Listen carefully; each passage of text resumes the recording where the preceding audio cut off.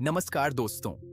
आज की इस मॉडर्न दुनिया में जहां बिजनेस और शॉप ओपन करने में इतना कंपटीशन है, वहीं अपनी शॉप और बिजनेस में सही तरीके से इन्वेस्ट करना भी एक कॉम्प्लिकेटेड टास्क बन चुका है। आज के टाइम में ऑप्शंस इतने आ चुके हैं कि जो बंदा पहली बार एक शॉप ओपन कर रहा है और अपना बिजनेस शुरू कर रहा है, वो कंफ्यूज है कि वो किन-किन चीजों में अपना वैल्यूएबल पैसा इन्वेस्ट करे।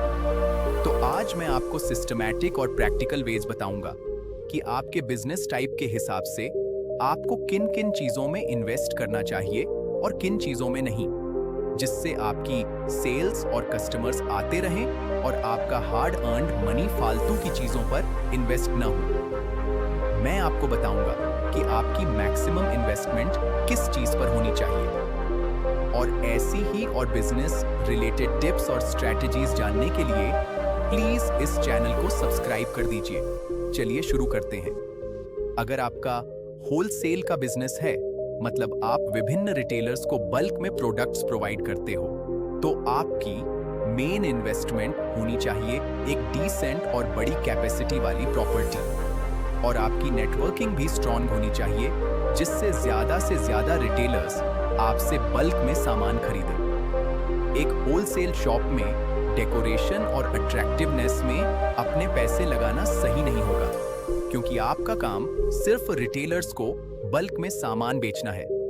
इसीलिए जिन जिन लोगों को आपके बारे में पता होगा, वो आपसे सामान जरूर लेंगे, चाहे आपकी शॉप और गोडाउन अट्रैक्टिव हो या ना हो। इसीलिए मेन फोकस करो बिग एरिया वाली साफ सुथरी प्रॉपर्टी और नेटवर्किंग पर।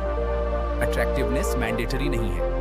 सेकंड बात करें, अगर आप एक रिटेलर हैं या कोई प्रोडक्ट डायरेक्ट कस्टमर को बेच रहे हैं, तो आपको अपनी इन्वेस्टमेंट लगानी है एक अच्छी, गुड लुकिंग और अच्छे एरिया की प्रॉपर्टी में, जहां आप अपनी शॉप खोल सको। रिटेल बिजनेस में दुकान का अच्छा और अट्रैक्टिव दिखना बहुत जरूरी है। इसीलिए आपका मेन गोल क्लीनलीनेस, शॉप को और ब्यूटीफुल और अच्छा बनाने और वैरायटी ऑफ प्रोडक्ट्स ऑफर करने में होना चाहिए।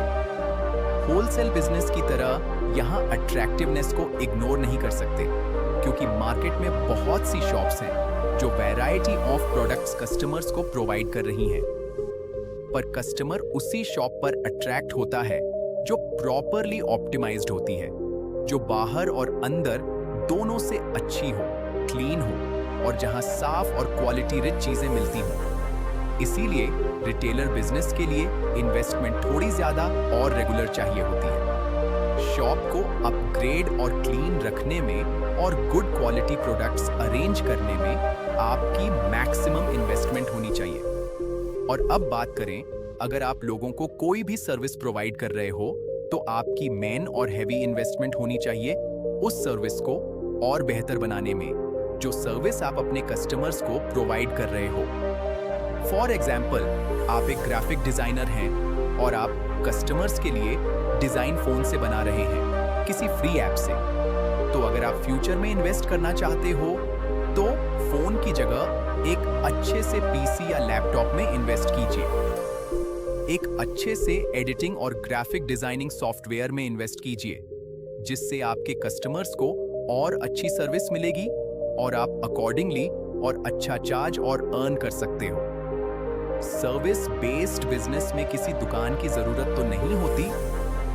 हाँ, अगर आप एक एजेंसी चला रहे हैं, तो फिर आपको एक डिसेंट प्रॉपर्टी में भी हैवी इन्वेस्ट करना पड़ेगा। लेकिन अगर आप अपने घर से लोगों को सर्विस दे रहे हो, तो फिर आपका मेन इन्वेस्टमेंट गोल अपनी सर्विस को अपग्रेड और बेहतर बनाने में होना चाहिए।